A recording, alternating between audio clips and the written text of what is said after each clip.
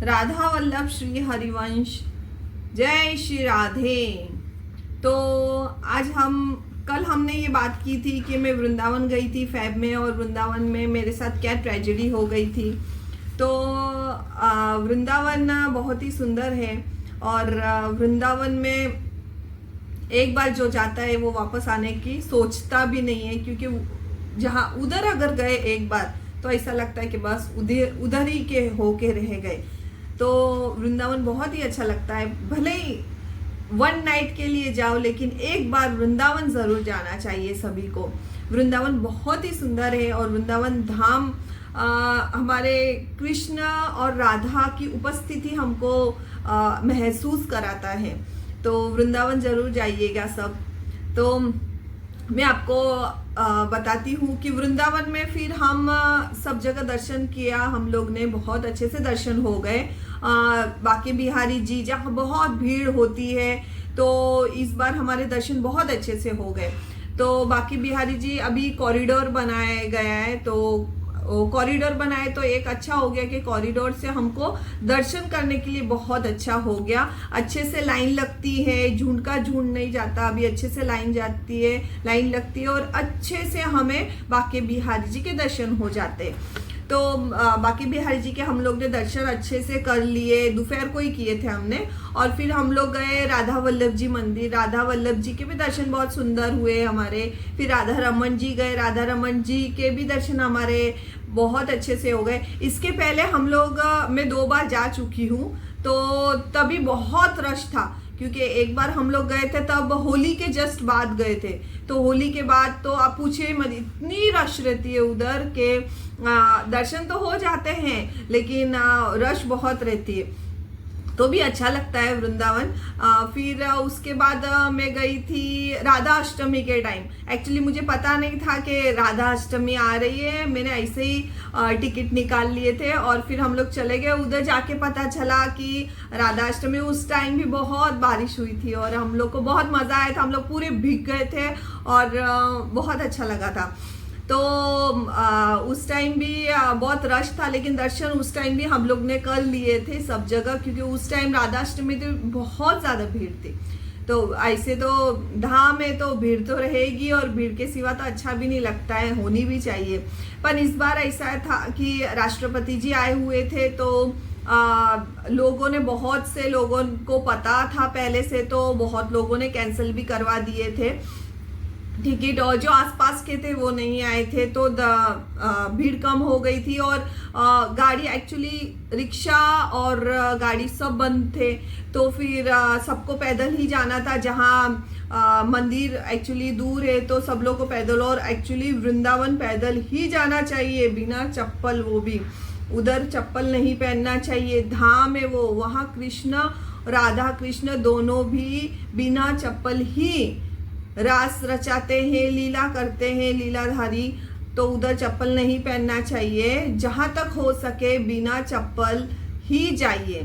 तो हम लोग जहाँ भी गए हम लोग, मैं मम्मी और पापा, इस बार हम लोग सब जगह पद यात्रा की। तो मुझे तो बहुत अच्छा लगा। एक्चुअली मुझे चिंता थी मम्मी पापा की, क्योंकि थोड़ी एज है, तो ऐसा लगा कि वो नहीं चल पाएंगे, लेकिन वो उधर जाके इतने अच्छे से, इतने खुश हो गए, उनके पैर के दर्द भी सब चले गए।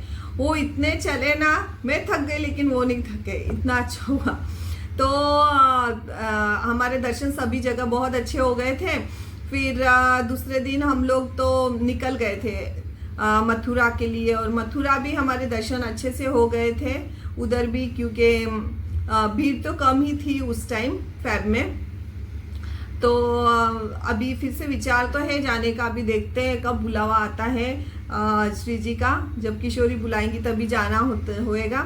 और मेरे सतगुरुदेव से भी मुझे मिलना है, दर्शन करने हैं। मिलना तो सौभाग्य कभी होगा पता नहीं, पर दर्शन करने हैं, उनके दर्शन के लिए मुझे जाना है। तो आज मैं आपको वृंदावन के बारे में बताती हूँ कुछ बातें। वृंदावन कैसा स्थल है, कैसा धाम है, कैसा स्थान है हमारा प्यारा वृंदावन, है ना। गाना भी भजन भी है ना, वृंदावन प्यारो वृंदावन, श्री वृंदावन प्यारो वृंदावन, बहुत सुंदर है वृंदावन।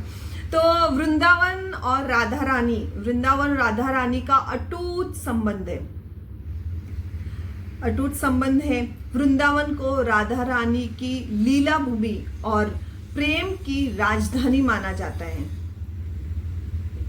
वृंदावन में कण कण में राधा और कृष्ण बसे हैं। ये एहसास होगा जब आप उधर जाइएगा, तब वृंदावन में हम जब जाते हैं तो ये एहसास होता है कि कण कण में राधा कृष्ण है, और हमें सच्चे मन से जाइए उधर तो राधा रानी और कृष्ण भगवान के दर्शन भी हो ही जाते हैं।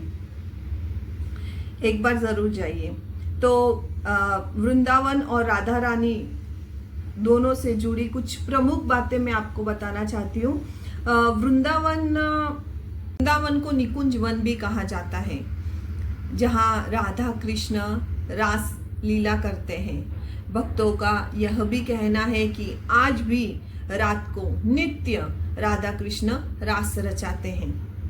कितना सुंदर। यहाँ की भक्ति का मुख्य भाव माधुर्य भाव है, जहाँ भक्त राधा रानी को अपनी सखी या स्वामिनी मानकर उनकी सेवा करते हैं। तो ऐसी है हमारी राधा जी, प्रियाजू, किशोरी जी, बहुत ही सुंदर, बहुत ही कोमल, बहुत ही भावपूर्ण। तो किशोरी जी के बारे में तो कोई शब्द ही नहीं है बोलने के लिए। तो वो हमारी स्वामिनी है। तो बस राधे राधे कीजिए और नित्य उनका नाम रटन कीजिए, राधे राधे बोलिए, सब ठीक हो जाएगा। जीवन में जितनी भी परीक्षा आती है, जितनी भी मुसीबतें आती है, जो भी होता है सब राधा नाम से कट जाएगा। तो राधा राधा नाम जपिए और बस उनके भरोसे हो जाइए। उनके भरोसे हो जाएंगे तो सब कुछ ठीक हो जाएगा जीवन में। सब कुछ मत सोचना, बस उनके भरोसे। और किसी का भरोसा मत करना, उनके भरोसे ही रहना। मैं भी उनके ही भरोसे पे हूँ, तो उनके भरोसे रहना, सब कुछ ठीक हो जाएगा। कितनी भी बड़ी मुसीबतें क्यों ना आए, कितना भी कठिन परीक्षा क्यों ना देना पड़े, बस उनके भरोसे और उनका नाम, यही हमारा जीवन तार देगा। तो हम फिर से मिलते हैं अगले वीडियो में। चलिए, जय श्री कृष्ण, जय श्री राधा, राधा वल्लभ श्री हरिवंश। तो रोज ये नाम आप रटिए, मुख पे लाइए, राधा राधे, जय श्री राधे।